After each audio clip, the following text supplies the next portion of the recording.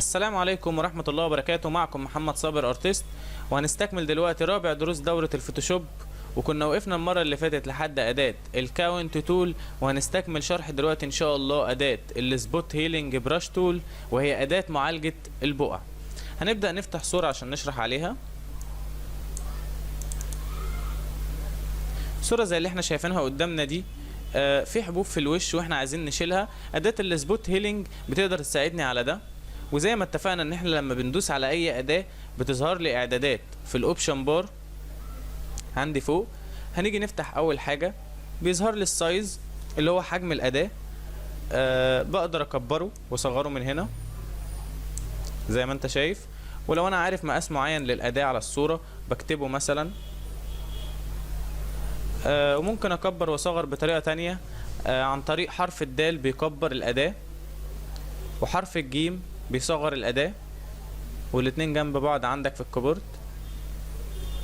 وممكن بطريقة تانية ان انا لما بدوس بدوس الت وكليك يمين، وبروح يمين بالماوس بلاقي الأداة بتكبر، وبروح شمال بالماوس بلاقي الأداة بتصغر زي ما انت شايف كده. طيب بنيجي بعد كده للهاردنس، الصلابة. بنخلي درجة الصلابة زي ما هي، والسبيسنج التباعد زي ما هو. طبعا الهاردنس والسبيسنج والانجل والراوندنس هشرحه لكم في اداة البرش ان شاء الله عشان تفهموها. طبعا الشريطة اللي ظهرت لي دي ممكن تظهر لك لو دوست كليك يمين على الصورة، تظهر نفس الاعدادات. بنيجي بعد كده للمود، هنخليه نورمال عشان نشرح عليه، بعد كده نرجع لدول. التايب، لو جينا خلينا اول حاجه النوع بروكسيميتي ماتش، هي لما اجي اعمل باداه السبوت هيلينج هيعمل لي دمج للبكسلات،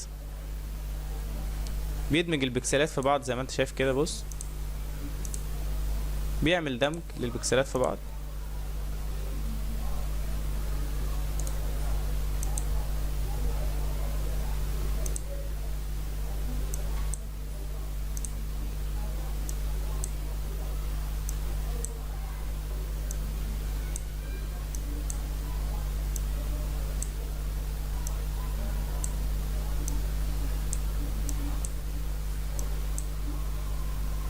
زي ما انت شايف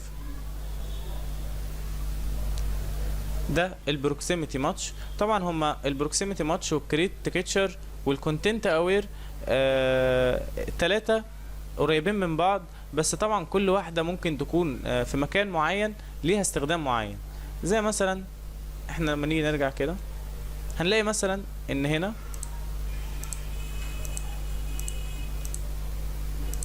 زي ما انت شايف لما جيت ضفت المكان باظ زي ما انت شايف كده. افتح. طيب لو جيت استخدمت حاجة تانية زي الكريت تكتشر، هو بيجيب لي الخامة، نفس الخامة اللي موجودة زي ما انت شايف كده. فهو ممكن يكون في اجزاء معينة كويس، في اجزاء معينة مش كويس. عامة التلاتة بيكملوا بعض، وانت تقدر تستخدمهم في نفس الوقت زي ما انت شايف كده، بتبدل ما بينهم.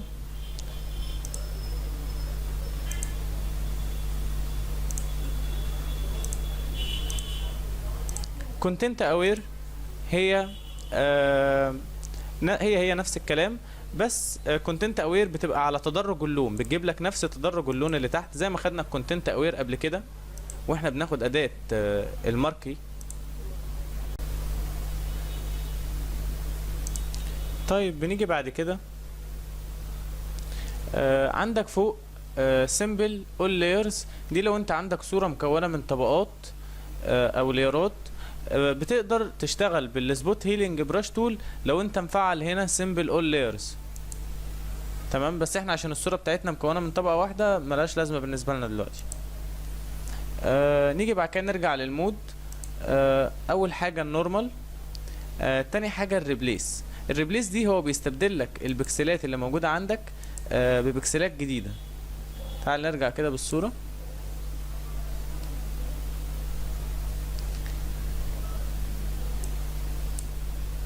اختار ريبليس وندوس. زي ما انت شايف بيستبدل البكسلات اللي موجودة في المكان اللي انا بدوس عليه ببكسلات جديدة.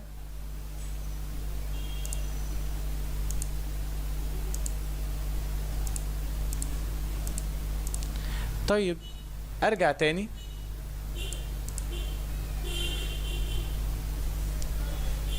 ونيجي نشوف النظام اللي بعده. المالتيبلاي.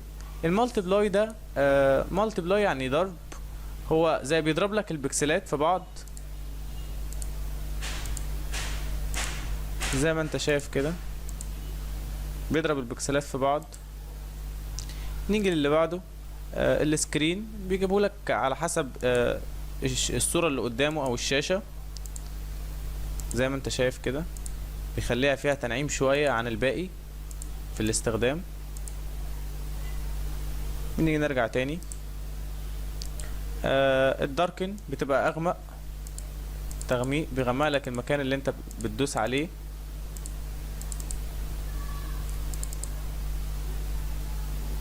زي ما انت شايف. نيجي بعد كده اللايتن بيعمل لك سبوت عليه، بس بيفتح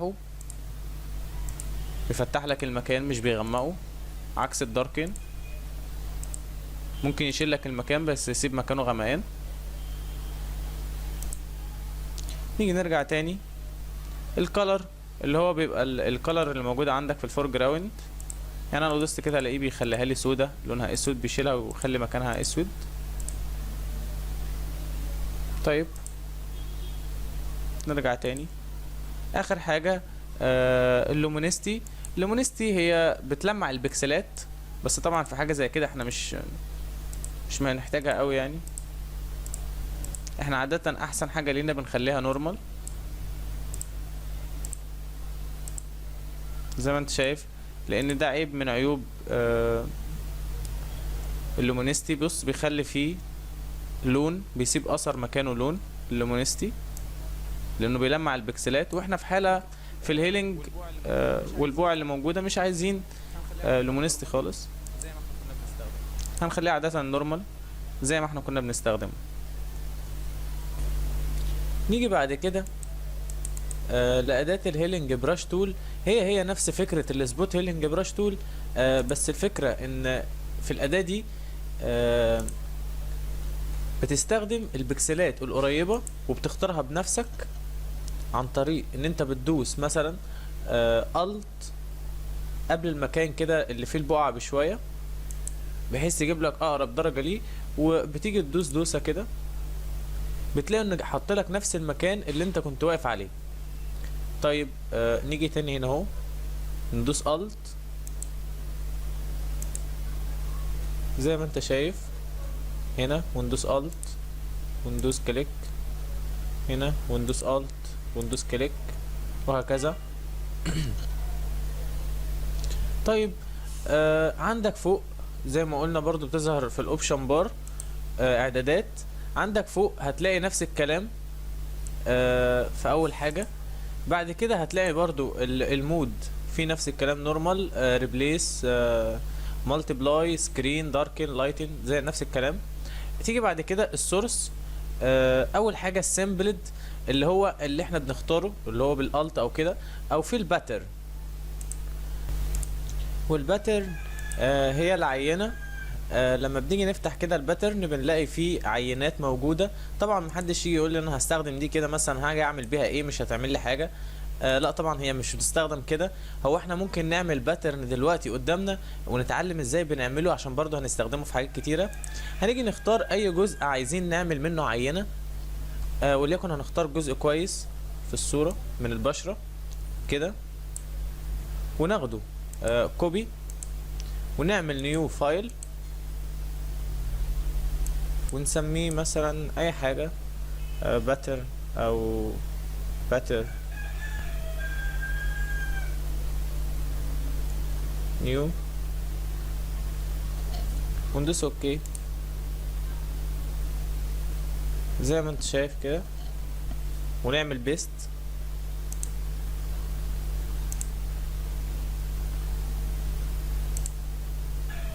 ونيجي بعد كده نروح edit، بعد كده define pattern،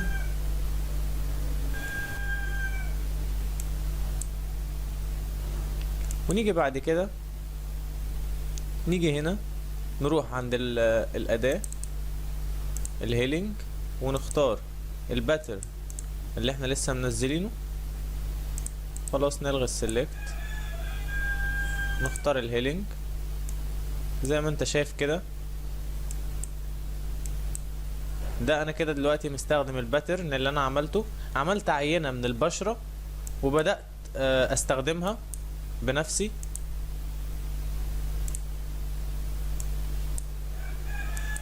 زي ما انت شايف كده دي الباتر.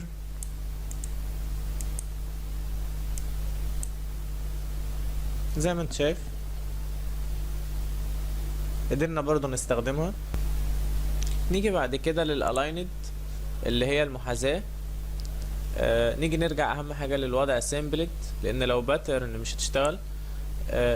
ونرجع بالصورة.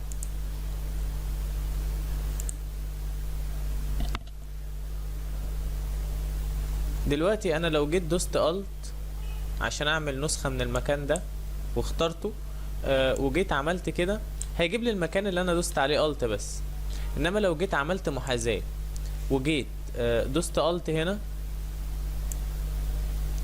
كده واخترت المكان ده، او دوست الت كده اخترت المكان ده، وجيت اعمل كده هيجيب لي المكان، وكل لما انزل هيجيب لي المكان اللي تحته، وكل لما اطلع هيجيب لي المكان اللي فوق بطريق المحاذاة زي ما انت شايف كده.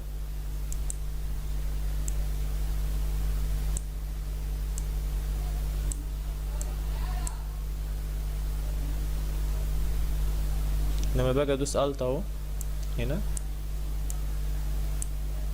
زي ما انت شايف، مش بيجيب بس النقطة اللي انا دوست عليها، بيجيب كمان لو انا نزلت بيجيب المكان من هنا اللي انا المفروض كنت ادوس عليه الت، والمكان اللي كنت المفروض ادوس عليه الت فوق كده.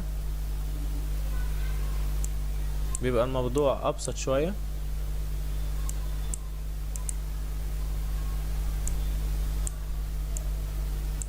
طيب خلينا نرجع. عندك فوق السيمبل بيقول لي انت عايز تفعل الهيلينج سبوت اللي انت عملته ده على الكيرنت لاير، على اللاير اللي انت واقف عليه دلوقتي، ولا الكيرنت جي بلو يعني اللاير اللي انت واقف عليه واللي تحتيه، ولا اول لايرز كل اللايرات. طبعا الكلام ده لو انا عندي طبقات بختار بقى لو انا عايز اعمل على انهي لاير ولا كل اللايرات. نيجي بعد كده خلاص احنا كده خلصنا السبوت هيلينج براش تول والهيلينج براش تول. هنخش على البادج تول.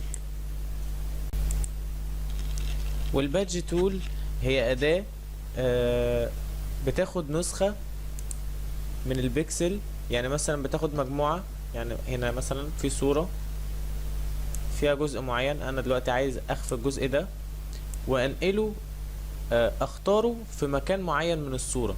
يعني انت شايف انا دلوقتي لما عملت سيلكت بس وبحرك بيجيب لي كل مكان بقف عليه، بيجيبه لي بيشوف لي شكله هيبقى عامل ازاي. دلوقتي انا بختار مثلا مكان كويس نضيف هنا مثلا زي ده كده، واروح سايب الاقي ان هو نسخ لي المكان هنا جابه لي زي هنا. نيجي نجرب تاني، بنعمل سيلكت ونسيب، بعد كده نروح جايين هنا وندوس كليك ونسحب ونشوف احنا عايزين نجيب انهي مكان. طبعا هنختار جزء نضيف عشان نعمل زيه زي كده، ونيجي ندوس هنا كده ونيجي نمشي ونختار زيه وهكذا.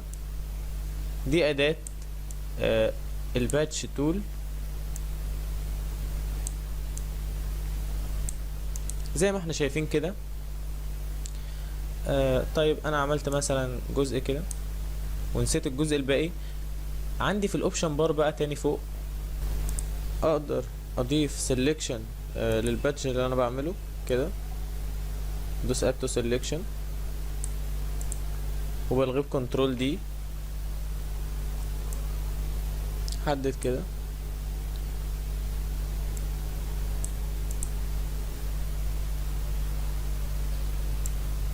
باجي مثلا كده. ممكن اعمل برضو subtract from selection، احذف من السلكشن بتاعي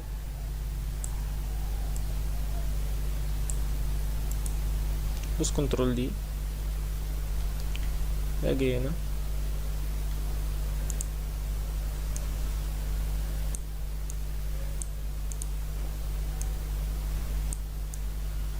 طيب. دي طريقة.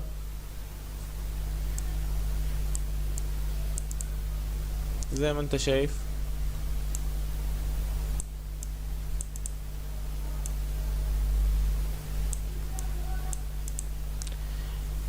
نيجي بعد كده عندك فوق الباتش، بيقولك انت ممكن تختار نورمال زي اللي احنا كنا شغالين عليه، او كونتنت اوير. كونتنت اوير هيبقى نفس الكلام تقريبا. نرجع تاني،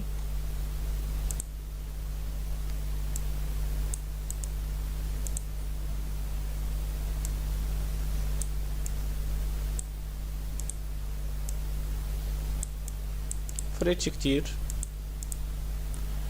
بيقولك بعد كده للسورس، ودي اللي احنا كنا شغالين عليها. لما نيجي نرجع كده وندوس F12 نرجع الصورة تاني لطبيعتها. اللي احنا كنا بنعمله ده اللي هو احنا بناخد الصورة كده ونحطها على مكان كويس. ده كنا بنشتغل على السورس. اما لو هنيجي نعمل نروح عند الديستنيشن، هي بس عكسها. انا بختار المكان كويس واروح عليه على الحاجة اللي انا عايز اشيلها واسيب كده. هي نفس الفكرة بس عكسها. دي ترانسبيرنت الشفاف، طبعا دي ما بتزيدش تأثير ولا بتزيد حاجة، زي انت ما شايف كده. تاخد المكان تنقله بس. اما الترانسبيرنت هي ملهاش لازمة خالص، يعني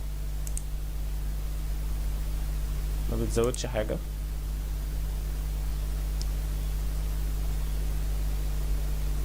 نيجي بعد كده للكونتنت اوير موف. خلاص هننتهي من الصورة دي بقى، نشرح على صورة تانية. كونتنت اوير موف،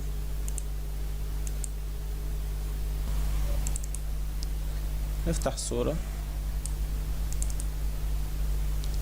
الصورة زي اللي احنا شايفينها دي كده. الكونتنت اوير موف بتقدر تعمل لي نقل للصورة وتحطها لي في المكان اللي انا عايزه، وتخفي المكان اللي وراها اكني بالظبط حركتها من مكانها. بس يعني انا اجي كده واسيب، هلاقي ان الحصان اتنقل من مكانه، والمكانه اتعدل بكونتنت اوير بنفس تدرج الشكل اللي كان تحته. نيجي نرجع كده بالصورة ونشوف.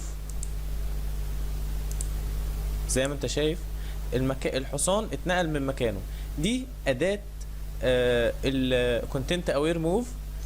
وطبعا لو انا عايز اضيف نفس السلكشن بالظبط، لانها معتمدة برضه على السلكشن، انا بحدد. ولو عايز اضيف للتحديد ده حاجة زي ما قلنا قبل كده، اد تو سيلكشن. عايز احذف من التحديد سبتراكت فروم سيلكشن. عايز اجيب المنطقة المشتركة وادوس انترسكت والسيلكشن. الموضوع سهل وبسيط. عايزك تبقى فاهم معايا الموضوع، عشان خلاص احنا يعتبر بعد ما نخلص التولز بعد كده الموضوع هيبقى بسيط شوية عليك. هتكون فهمت في الفوتوشوب كتير قوي، حاجات كتير هتتكرر قدامك. عايزك تبقى صاحي بس، مش هقولك اكتر من كده. نيجي نكمل شرح. بيجي بعد كده بيقولك المود. لو انت بتختار الموف انت بتحرك زي ما انا حركت كده. اما لو جيت اخترت اكستند، الاكستند هي بتنقل لي تعمل النسخة تاني. تعال نشوف كده. سابت الحصان اللي في الاول مكانه وعملت نسخة مكانه زي ما انت شايف، واكني الصورة ما اتعملش موف، واكن الصورة ما اتقصتش ولا اتحركت. تمام.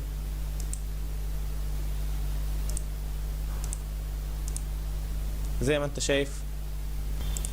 طيب نيجي بعد كده لأداة الريد اي تول. والأداة دي بتخفي العيون الحمراء او احمرار العين اللي بيبقى موجود في الصور اللي هي بتبقى ناتجة عن الفلاش اللي بيبوظ العين. هنيجي نفتح صورة ونجرب.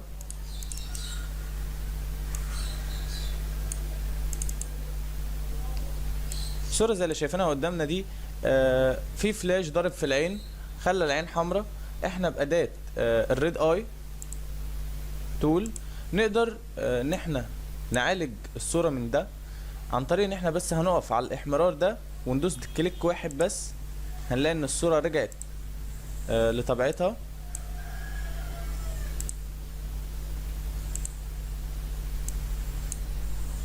او ممكن نسحب كده ونفضل نحدد ونختار الاماكن اللي احنا عايزين نعملها. طيب عندك فوق البابل سايز، ده حجم بؤرة العين. اللي بعده اللي هو الداركن اماونت، ده درجة الغمقان اللي بتبقى موجودة واحنا بنعمل كده. يعني انا لو زودت درجة الغمقان وجيت مثلا عملت كده، هوريها لكم الاول عشان تبان.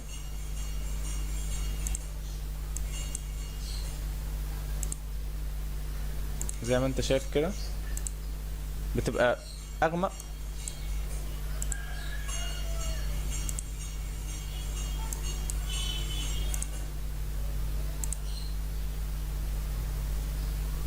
ودي اداة الريد اي تول. نيجي للي بعد كده اداة البراش تول. هنلغي الصورة دي خلاص، ممكن نشرح على دي.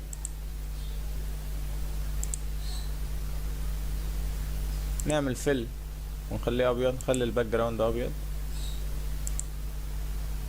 خليه وايت. تمام.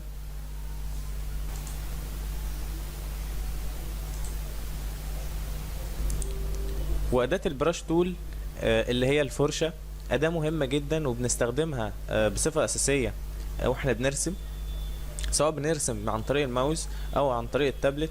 وإن شاء الله هعلمكم ازاي ترسموا بطريقة احترافية عن طريق الماوس وبتستخدموا الفرشة بس وانتوا بترسموا. دلوقتي البراش اللي انتوا شايفينها اللي انا واقف عليها، بقدر ارسم بطريقة عشوائية زي ما انتوا شايفين كده، ارسم بأي شكل انا عايزه بالماوس. وممكن اعمل خطوط مستقيمة عن طريق ان انا بدوس على الشيفت وبمشي كده، بيعمل لي خط مستقيم زي ما انت شايف. لو عايز اعمل حاجة تانية برضو بستخدمها بالبرش، ان انا ممكن ادوس نقطة كده واسيب، واجي هنا اهو واروح دايس شيفت وادوس كليك، هلاقي ان هو وصل لي النقطتين ببعض. ولو جيت هنا مثلا وانا دايس على الشيفت برضو دوست هنا، هلاقي ان هو بيعمل لي خطوط مستقيمة في كل مكان بقف فيه. طيب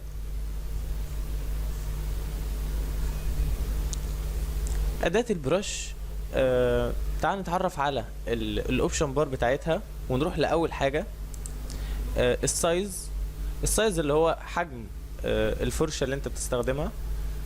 طبعا انا بكبر الحجم من هنا وبصغره من هنا، او ممكن بحط رقم هنا، او ممكن برضو عن طريق حرف الدال بكبر الأداة، وعن طريق حرف الجيم بصغر الأداة، او عن طريق ان انا بدوس الت وكليك يمين وبروح يمين عشان اكبر الأداة، وبروح بالماوس شمال عشان اصغر الأداة. طيب نيجي لتاني حاجة الهاردنس. طبعا زي ما اتفقنا ان الشريطة اللي موجودة هنا انا ممكن لما ادوس كليك يمين هنا تظهر لي.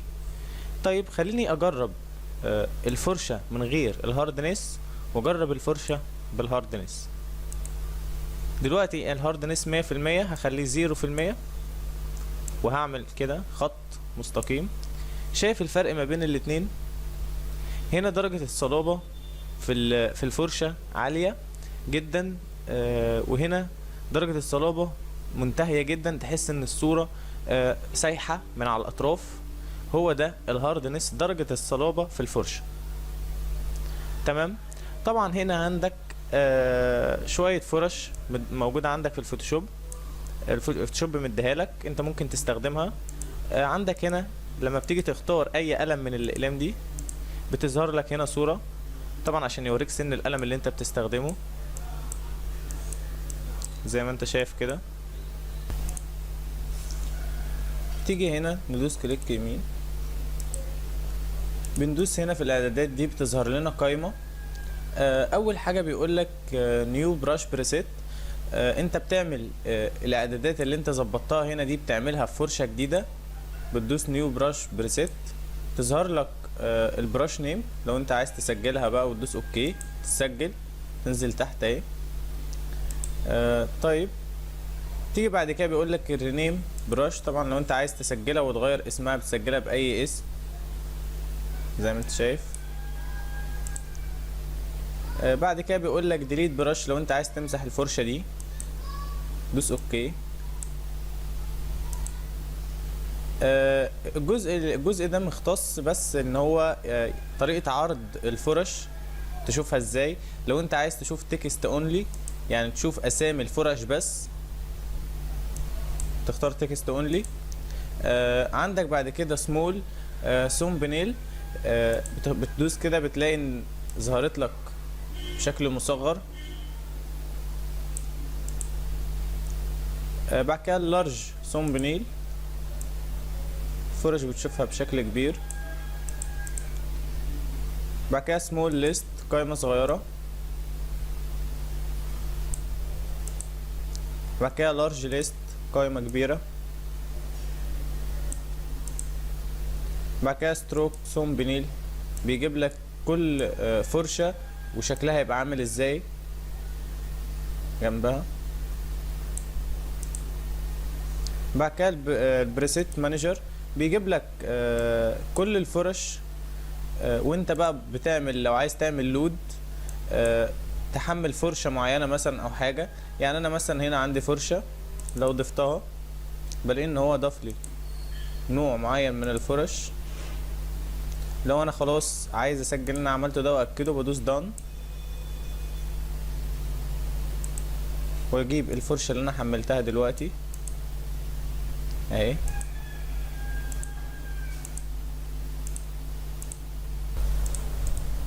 نيجي بعد كده عندك ريست براشز، يعني انت لو عايز ترجع الفرش اللي عندك دي للوضع الافتراضي اللي كانت عليه في الفوتوشوب، بتدوس ريست براشز وتدوس اوكي، بيرجع لك كل الفرش القديمه اللي كانت موجوده. اللي بعدها لود براشز، هي اللي احنا زي اللي اخترناها من بريسيت مانجر. سيف براشز، لو انت عايز تسجل الفرش اللي موجوده عندك دي بتدوس سيف براشز وبتحفظها في مكانه، بتسجلها باسم وتدوس سيف. لو عايز لو انت احتجتها تاني وعايز تجيبها بتروح لود وتجيبها من هنا، لود براشز. نيجي عندك بعد كده ريبليس براشز، اللي هي لو انت عايز تستبدل الفرش اللي موجوده عندك دي بفرش موجوده عندك تانية. هنا بقى الفوتوشوب مديك فرش لو انت عايز تضيفها للفوتوشوب بتضيفها. تدوس اوكي، ظهر لك كده شويه فرش افتراضيه كده، فراشه مثلا.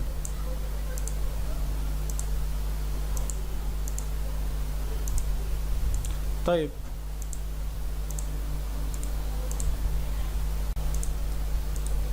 بعد كده عندك هنا create a new preset from this brush. انت لو دوست عليها هي زي اول واحده اللي هي نيو براش بريسيت، هي لو دوست كده هتظهر لك الفرشه اللي انت واقف عليها، ويقول لك انت عايز تسيف الاعدادات دي وتدوس له اوكي، تسيبها لك في فرشه جديده هنا. تمام. طيب نيجي بعد كده نلغي اللي احنا عملناه ده كله.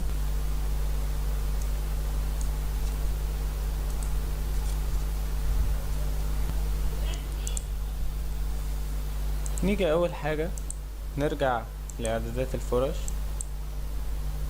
القديمه عشان نشرح البانلز بتاعه البراشز اللي هي دي موجوده اعدادات انت بتغير في الفرشه زي ما انت عايز، وهشرحها لكم دلوقتي. اول حاجه هنا اهو البريسيت اللي هي الفرش اللي موجوده، وهنا برضو موجوده عندك. تمام. البرش دي انت بتقدر تجيبها بطريقه تانية عن طريق ويندو وبرش، او عن طريق F5. اللي احنا شايفينها قدامنا دي اول حاجه السايز اللي احنا اتكلمنا عنها قبل كده، اللي هو الحجم، وقلنا بتكبر ازاي الاداه وتصغر ازاي. عندك بعد كده الفليب اكس والفليب واي. الفليب اكس اللي هو عكس الفرشة، عكس الاتجاه، والفليب واي هو عكس الفرشة لتحت. طبعا اكس وواي زي س وصاد اللي هي في الرسم البياني. هو قصد يقول لك ان دي بتعكس الفرشه. طب احنا مش هنشوفها على الدايره، لو شفناها على الدايره مش هتبان. هنحمل فرشه.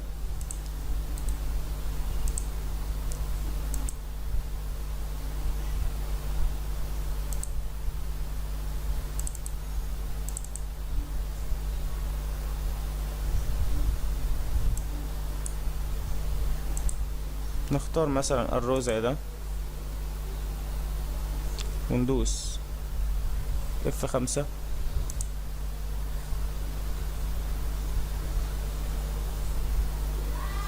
دلوقتي انا لو جيت دوست بالفرشه كده يظهر لي كده زي ما انت شايف. لو جيت دوست على الفليب اكس هيعكسها لي الناحيه التانية. طيب لو جيت دوست على الفليب واي هيعكسها لي لتحت. ولو خليت الفليب واي بس وشلت الفليب اكس هيعكسها لي الناحيه التانية، هيبقى في شكل زي كده. تمام، دي الفليب اكس والفليب واي. نرجع نيجي بعد كده للانجل، وهي زاويه دوران الفرشه. وطبعا احنا ممكن نحركها من هنا، زاويه الدوران زي ما انت شايف كده. طبعا هتبان في الارو ان زاويه الدوران دي هي المكان اللي بتبدأ منه الفرشه زي ما انت شايف. لو جيت لتحت هتلاقي ان الفرشه لتحت. طيب انا ممكن برضه احركها من هنا بارقام 150. تمام. عندك بعد كده الراوندنس، دي بتقلل نسبة الدوران في الفرشة. يعني انا لو عملت كده طبعا هنشوفها على الدايرة عشان تبان. ارجع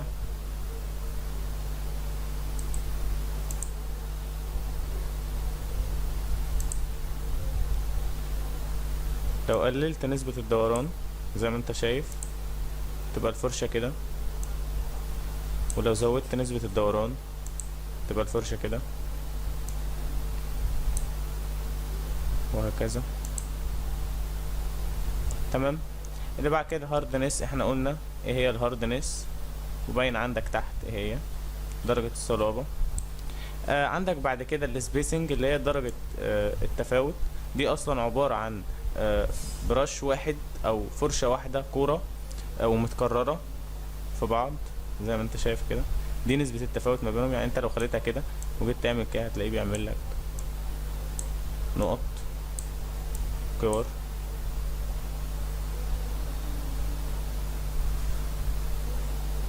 تمام. نيجي بعد كده خلصنا من البراش تايب شيب. نخش على اول حاجة الاعدادات اللي بتبقى موجودة بعد كده. دي انت بتقدر تغير فيها حسب ما انت عايز بقى، وحسب شكل الفرشة اللي انت عايز يكون عليه. وهنشوف دلوقتي كذا مثال للحاجة دي. اول حاجة عندنا الشيب داينامكس.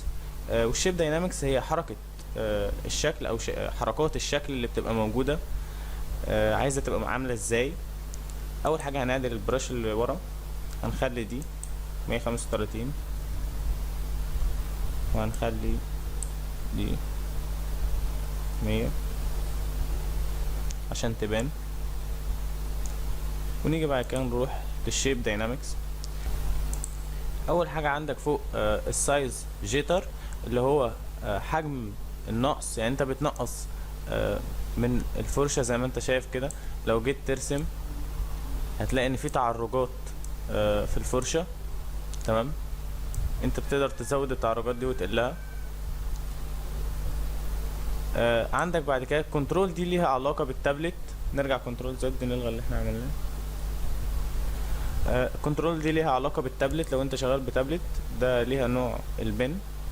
عندك بعد كده المينيمم ديامتر، ده الحد الادنى للقطر. يعني انت بتقعد تساوي ما بين ده وده، ما بين السايز جيتر والمينيمم ديامتر.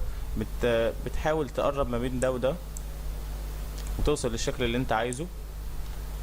تمام. بنيجي نرجع، عندك بعد كده الانجل جيتر. طبعا عشان دي دايرة، فلو جيت تحرك مش هيتغير حاجة.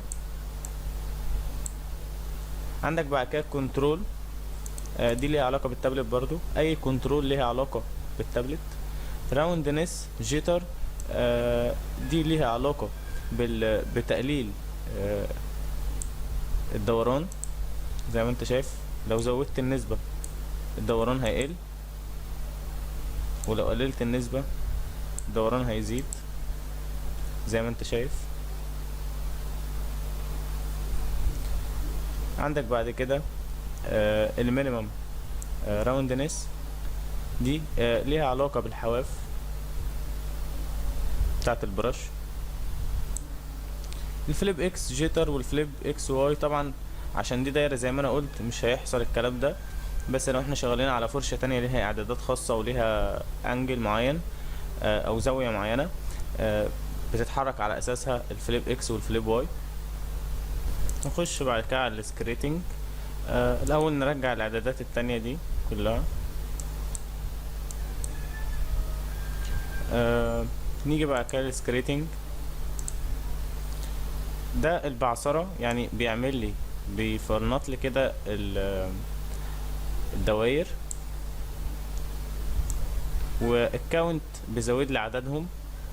صغر حجم البرش عشان يبان اللي انا بعمله.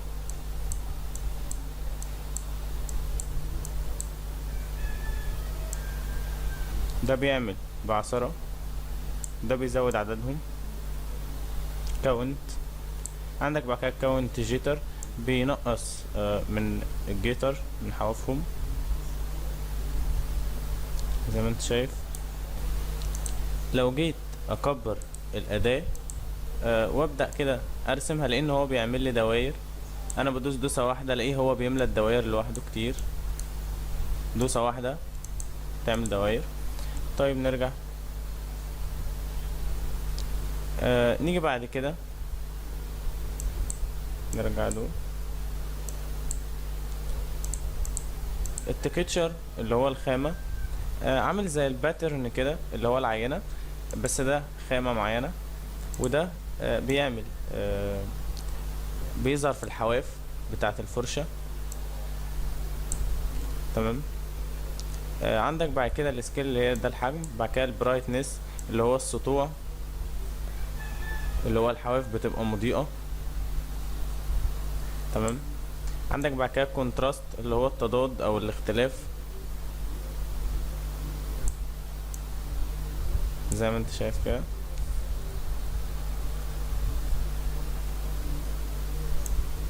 لو قللت الكونتراست، خلينا نعمل خط مستقيم عشان يبان. ده الكونتراست.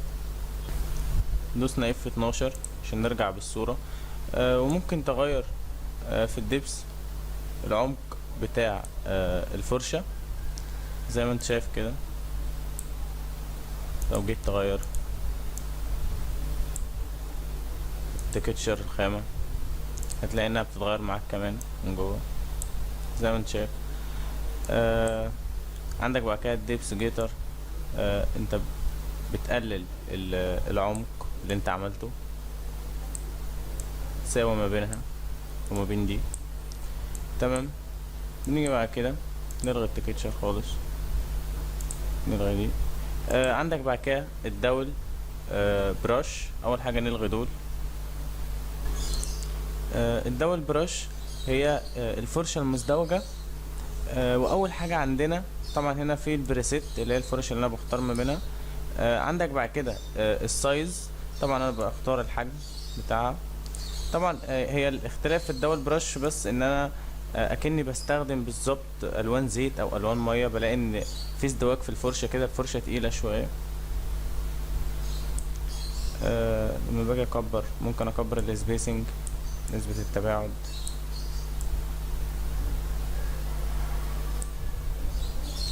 ممكن ازود الكاونت، عددهم زي ما انت شايف. طيب ارجع. تمام. اجي بقى كده اخش على color dynamics، الغي دول الاول. الcolor dynamics هو تحريك حركات اللون، بيديني حركات للون بتاعتي. اول حاجه عندك بيديني توازن ما بين الفور جراوند والباك جراوند جيتر. طبعا ده مش هيبان غير لو انا غيرت اللون. اختار مثلا لون زي ده كده. لو جيت استخدمت مثلا لون عادي جدا ودوست كده، وجيت ضغطت تاني عليه، هلاقي ان في الوان تدرجات من اللون ده بتظهر، ترجع اغمق، ترجع افتح واغمق وهكذا. بيبقى فيه نسبة توازن. ولو رحت ناحية الباك جراوند جيتر هيخليها لي افتح، درجات الافتح من اللون ده. ولو رحت ناحية الفور جراوند هيغدي لي الدرجات الغامقة منه. تمام. عندك بعد كده الكنترول دي زي ما قلنا برضو. عندك الهيو اللي هي الالوان الطبيعية، اللي هي التلوين العادي. تمام. وبتغير بقى انت في الساتوريشن والاعدادات دي. عندك بعد كده ترانسفير اللي هي التحويل. دي انت بتحول تدي تحويل كده وتقلل الاوبست بتاع الجيتر، بتاع النقص اللي انت بتنقصه ده، بتقلل الاوبست بتاعه زي ما انت شايف. الاوبست اللي هي الشفافية، بيخليه شفاف يعني. عندك بعد كده البراش بوس، شبه يعني الفرشة، وبتغير فيها برضو في الاعدادات. طبعا كل اعدادات على حسب ما انت عايز. طبعا دي بقى اعدادات ما فيهاش تغيير، انت بس بتدوس علامة صح عليها او لا. زي السموثنج، التنعيم، بتنعم الفرشة، تخلي الفرشة ناعمة. زي النويز، لو عايز تخلي فيها نويز، شرارة كده من الجنب زي ما انت شايف. يعني بص الفرق ما بين السموثنج ودي.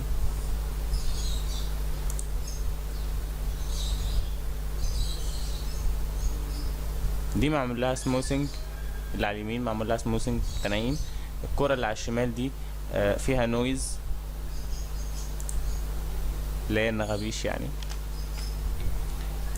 نيجي نرجع بعد كده اف 5. خلاص شرحنا البانل كده. عندك بعد كده المود. اول حاجة نرجع بالصورة. المود المود دي اللي فيها النورمال والحاجات دي كلها. وطبعا نفس المود ده هو اللي موجود، بيبقى موجود في الليارات، نفس المود بنفس الترتيب والحاجات اللي موجودة فيه، هو المود ده. وده هنشرحه بس على صورة تانية. هنفتح صورة. لو انا جبت الفرشة وفي المود واقف عند الوضع نورمال، وجيت اضيف حاجة كده بالفرشة، هلاقي ان هو بيدي لون، بيلون وبيخفي الصورة اللي تحت. تمام. ولو جيت عند ديسولف يعني ذوبان، بلاقيه بيعمل نفس الكلام، بس بيدي زي خربشة كده حوالين الفرشة.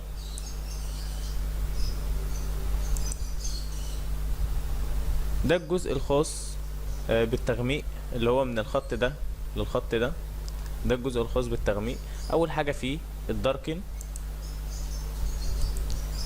الداركن هي بتشف الصورة وبتغمق اللون، تدي اللون الغامق. حتى لو انا مختار لون فرشة تانية، يعني انا مختار بينكي، هو هنا بيغمق في اللون اللي انا واقف عليه. بس لو جيت خرجت عند مكان فاتح بلاقيه بيجيب اللون بتاعه. تمام. وده عشان انا واقف على الداركن. نيجي نرجع.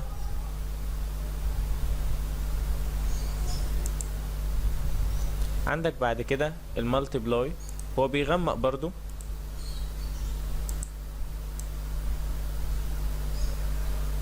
زي ما انت شايف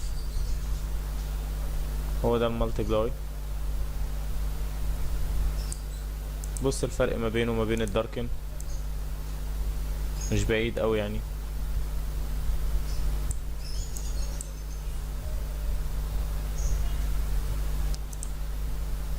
نيجي بعد كده للكولر بيرن، وده بيحرق اللون. يعني لو قدامه لون بيجيب اللون بتاعه بس المحروق. بيرن يعني حرق.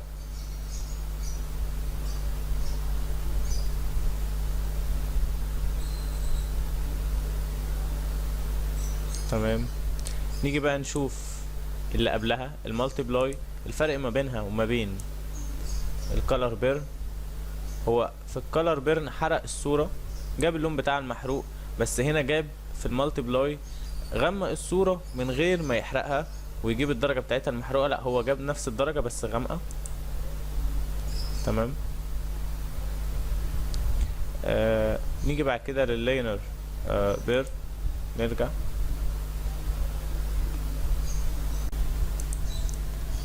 هو بيحرق الصورة بس بدرجة اقل. بس هو بيحرق الصورة بياخد الاماكن اللي فيها لايت كمان، على عكس الكالر بيرن. يعني الكالر بيرن لما بيجي يحرق الصورة الاماكن الفاتحة قوي بتبقى سايبها، زي مثلا كده. شايف المكان ده؟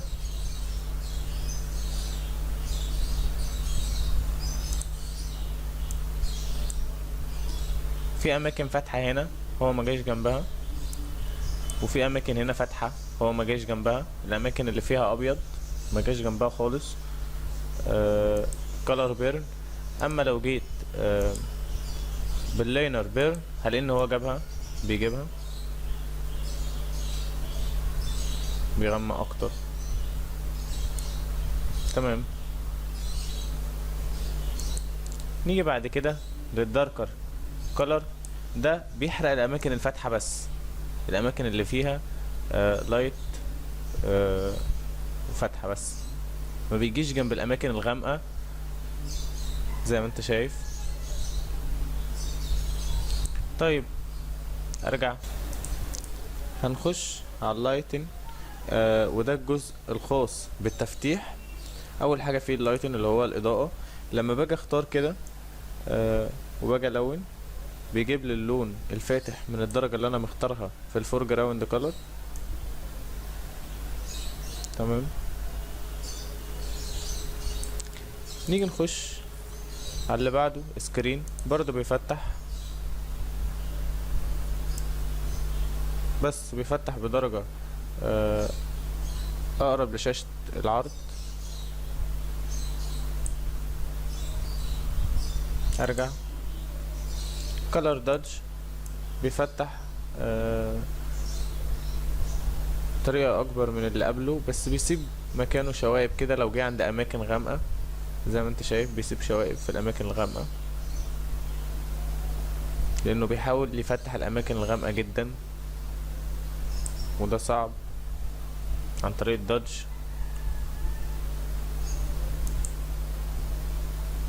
عندك بعد كده اللاينر دادج. دي مضافة جديد في الفوتوشوب CC، ودي بتفتح بس بشكل جميل عن اللي قبله زي ما انت شايف كده. نيجي اللي بعد كده اللايتر كولر.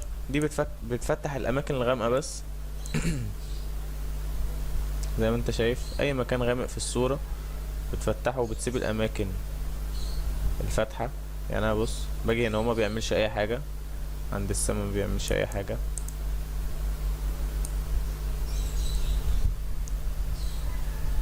تمام. ده الجزء الخاص بالتأثيرات. اول حاجة عندك الاوفرلاي. الاوفرلاي اللي هو الدهان، هو بيدهن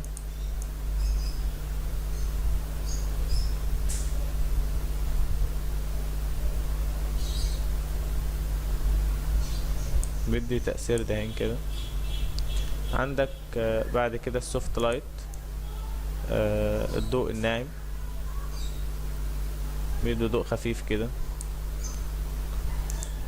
عندك بعد كده الهارد لايت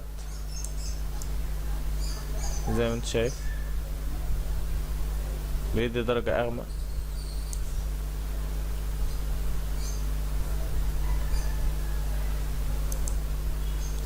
عندك بعد كده الفايفد. هو ضوء دقيق، يعني بيجيب اللون بدقة. لو قربت كده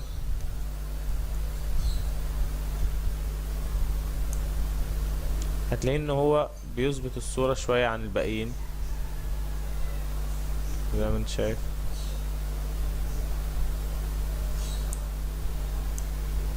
في دقة شوية.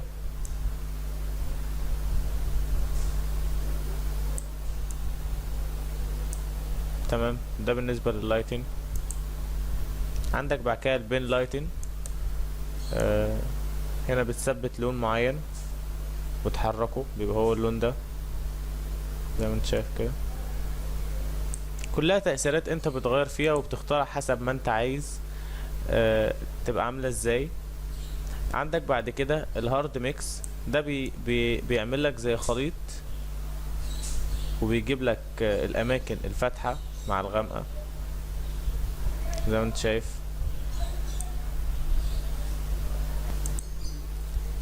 خش بعد كده على الديفرنس. الاختلاف، بيعمل اختلاف في اللون زي ما انت شايف كده، بيعمل اختلاف. ولو جيت انا مثلا عملت كده، انا دلوقتي ما سبتش ايدي من على الكليك وعمال الون. لو جيت سبت وجيت اجي عند العربية واجي احاول اشيل ادوس كده بنفس الكليك، هلاقي ان هو بيرجع لي، بيعمل لي افكت كده على العربية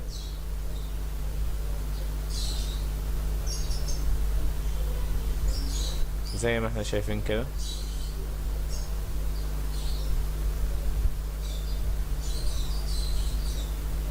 ده الديفرنس.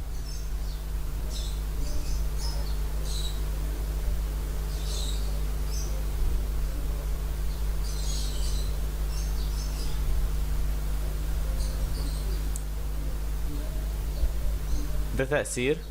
تمام. نرجع.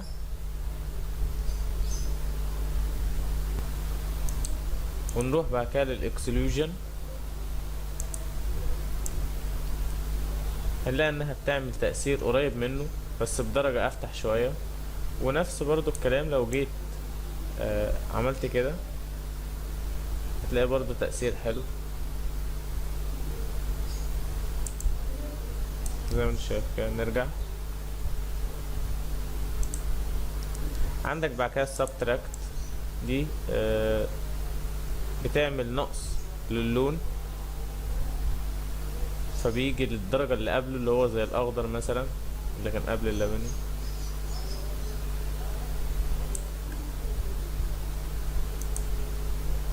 عندك بعد كده دايفيد. بيفتح اللون ويدي لون سماوي كده للاماكن الغامقة. تيجي بعد كده عندك الهيو والساتوريشن والكالر والليمونيستي. دي ليها علاقة بالتلوين. لو انت عايز تلون، لو انت مثلا الصورة دي عايز تخليها ابيض واسود، بتدوس كنترول وشيفت يو، بتلاقي الصورة اتقلبت ابيض واسود. تمام. عايز تلونها بقى بعد كده، بتيجي هنا مثلا تختار كالر، صور الفرشة ونبدأ نلون فيها.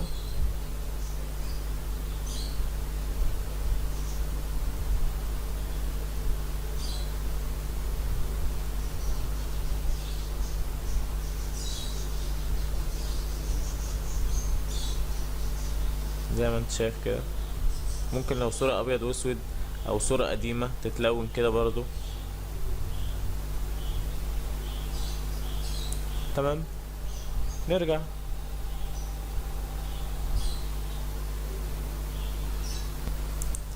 هاجي بعد كده ارجع للوضع نورمال عشان اشرح الاوبستي. والاوبستي هو درجة الشفافية. يعني لو الاوبستي 100% وجيت عملت باللون كده، هلاقي ان اللون غطى الصورة. لو قللت الاوبستي شوية هلاقي ان درجة شفافية اللون قلت، وهكذا. كل ما اقلل الاوبستي كل ما شفافية اللون بتقل. تمام. والاوبستي ده برضو عندي هنا في الليرات. تمام. وليه نفس الاداة، كل حاجة متعلقة ببعض. عندك بعد كده آه الفلو، ده نسبة التدفق. يعني أنا مثلا لو هنا خلي ده 100%، لو نسبة التدفق 100% هيبقى الفرشة كده عادية.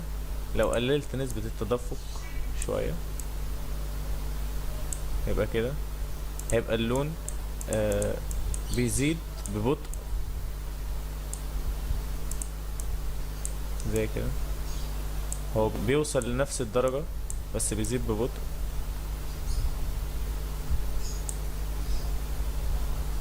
تمام، نرجع.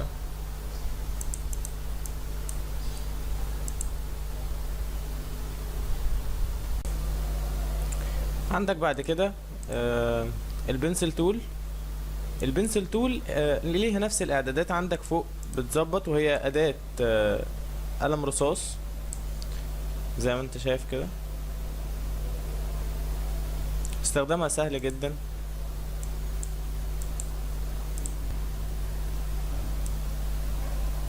زي ما انت شايف نفس الكلام، لو عايزين نعمل خط مستقيم بندوس شيفت. نفس الاعدادات اللي موجودة في الفرشة موجودة في البنسل. تمام، وبكده نكون انتهينا من رابع دروس كورس الأساسيات. كان معكم محمد صابر ارتست.